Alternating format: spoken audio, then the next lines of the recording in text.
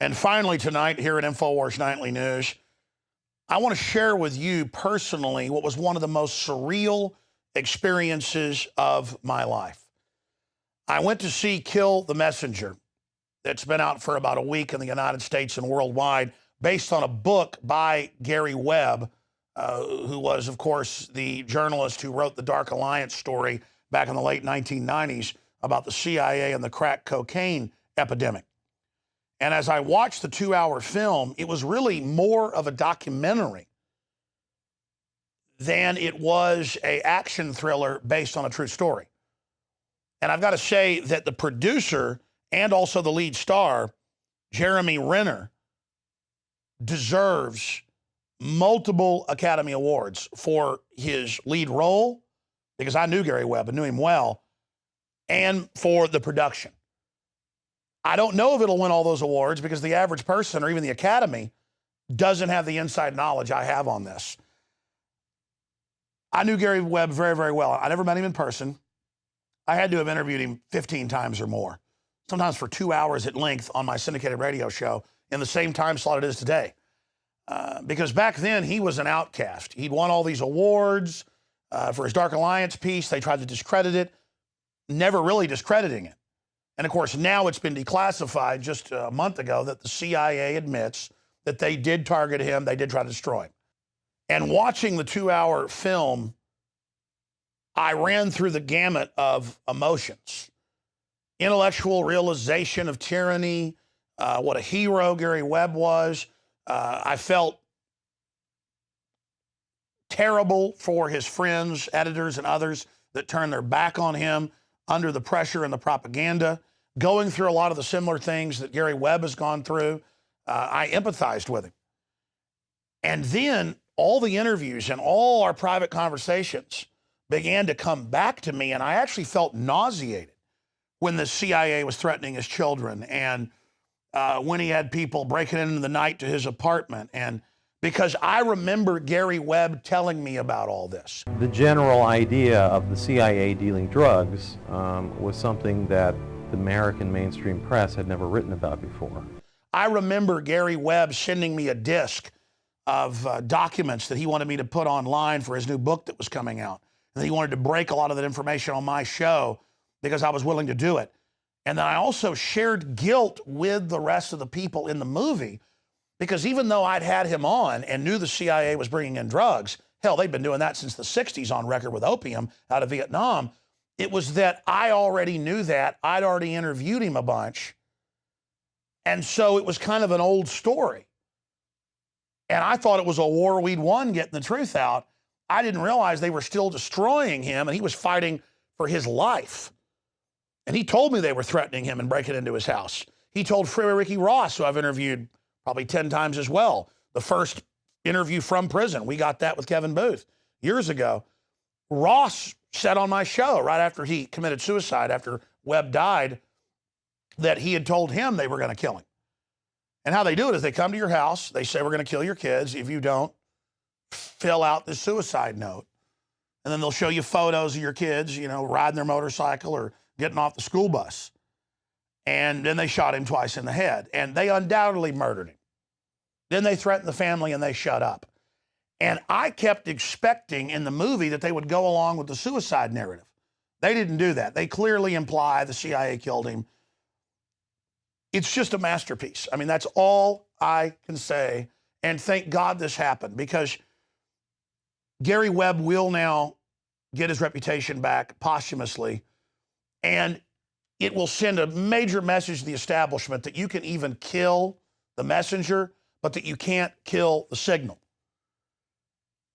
I am now going to tear apart the 5 storage buildings we have with all our old books and videos and tapes and letters and tax documents to try to find that disc.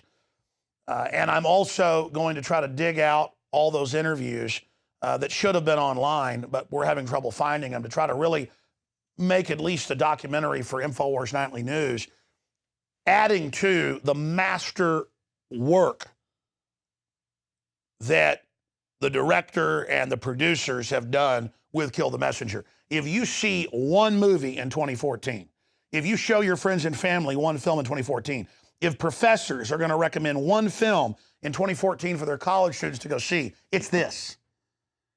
Because I covered this in depth. I interviewed him and the other major players involved, famous Iran-Contra whistleblowers like Tosh Plumlee and countless others.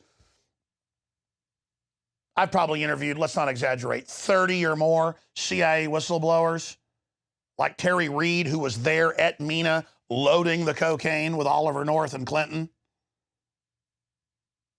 I mean, I've been in this as much as Gary Webb. I've been threatened over this. And I'm not here lionizing myself. I got nauseated when I realized I was right in the middle of this and am in such a haze covering all this stuff that I didn't even click that I was in the middle of this and didn't even appreciate Gary Webb wanting to work with me. And it makes me see all the other stories I drop. But you know what? I can't cover it all. My team can't handle it all either. That's what's so crazy about the level of corruption is it's just overwhelming. And while I was watching the movie, I remembered the last conversation I ever had with Webb. I kept saying, yeah, I'll put the website up. Yeah, I'll help you. And he called up and he said, man, they're destroying my life. I've got all the documents to prove it now. I've got this book coming out to vindicate myself. And you said you'd help me. And I'll even help you. I'll even pay you after I'm able to sell the book. They've taken everything I got. What the hell's your problem? Jones, you told me you'd help me. Nobody helps me, and slammed the phone down. And I thought, well, kind of a jerk, but I get why he's under attack, oh, whatever. And then his head's blown off a few months later. So whatever you do in your life, folks, stand up for whistleblowers, support them, go the extra mile. But in the final equation, he's been vindicated. And I don't know why the CIA came out a month ago and admitted that they targeted him and tried to destroy him and did all this. Maybe they feel guilty for what they've done. I don't know.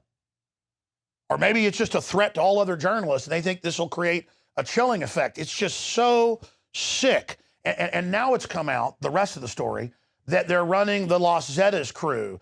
It's in the El Paso Times, the Chicago Tribune, that these drug dealers bringing in billions a month in cocaine and other drugs are admitting they work for the CIA to control the networks, that the big banks laundered 370-something million in drug money in a 2-year period. That was even in Bloomberg a few years ago.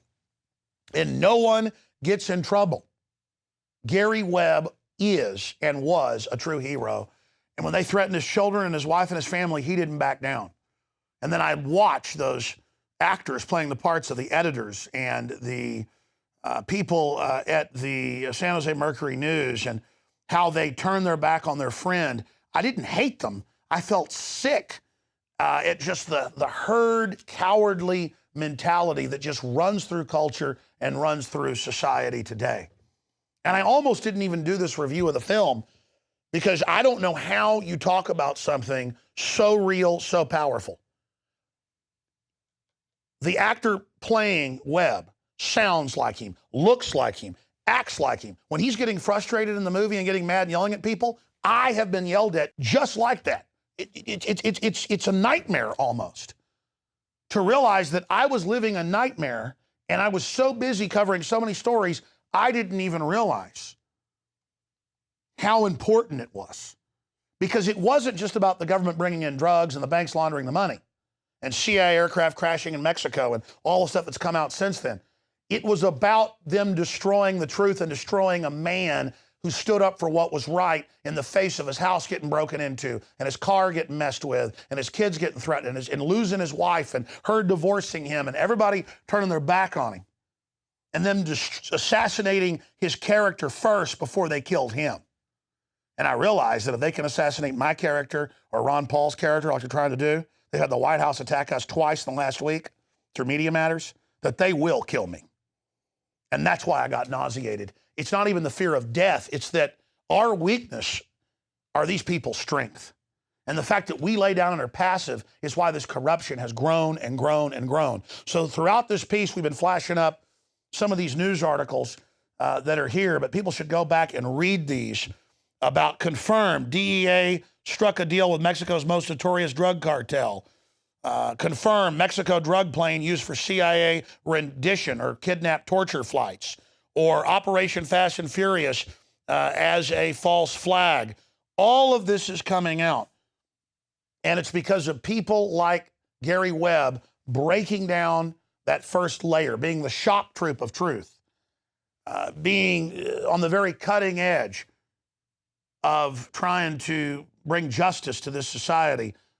It's people like him, the foundation that all of us, men and women of every race, color, and creed, stand together today. And they targeted this individual and destroyed this individual because they're afraid of the power of the individual. They're afraid of what people with truth and justice can do. And that's why I always end this transmission by saying, if you are watching or listening to this, you are the resistance. You do have power. We can make a better world. We can stand up for what's right. We can end this drug war and decriminalize. We can start shutting down the prisons. We can have an economy based on justice and based on innovation and based on exploration, not based on fraud, not based on SWAT teams and lawyers and huge prison complexes. We have the biggest prison population in the world. We have the worst levels of cancer and disease in the world. We've gone from the most blessed country to the most cursed by every metric. Well, that's it for this edition of InfoWars Nightly News. Great job of the crew earlier here in studio breaking it all down. Lord willing, I'll be back tomorrow live on the radio, 11 to 2 Central, Infowars.com and PrisonPlanet.com. I want to salute the folks that put out Kill the Messenger. They've tried to kill me as a messenger. So I hope we can all come together in solidarity and promote liberty. And I hope the producers and the stars of the film will come on the show so that we can share our experiences together. But again, I salute the makers of this film for their courage. There's never been a film like this made before.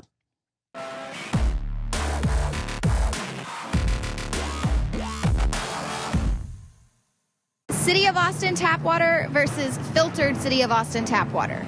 I can taste dirt in it. God knows what's in this. This has an aftertaste. Tastes like Austin water? Yeah, it does. Ah. These people just sampled City of Austin tap water straight from the faucet. Next, we had them try a sample of tap water filtered through the ProPure G2.0 filtration system. High quality H2O. That one is better. Tastes like nothing. Yep, I know what good water tastes like. It's good water. Most tap water contains added substances like fluoride, chlorine, Monsanto's deadly pesticide, glyphosate, and many others. Studies prove that these substances are linked to an assortment of major health issues, including tooth decay, lowered IQ, and even cancer. It tastes like you're drinking out of the lake when you're drinking tap water. Yeah, it has that processed flavor to it. The ProPure G2.0 filtration system removes these deadly substances and many more, leaving only fresh-tasting, deliciously clean water. Okay, this is very tasty. It's good water. Refreshing. It's good. Go to InfoWarsStore.com today. Use promo code WATER and save 10% off your ProPure purchase. Again, that's InfoWarsStore.com or call 1-888-253-3139.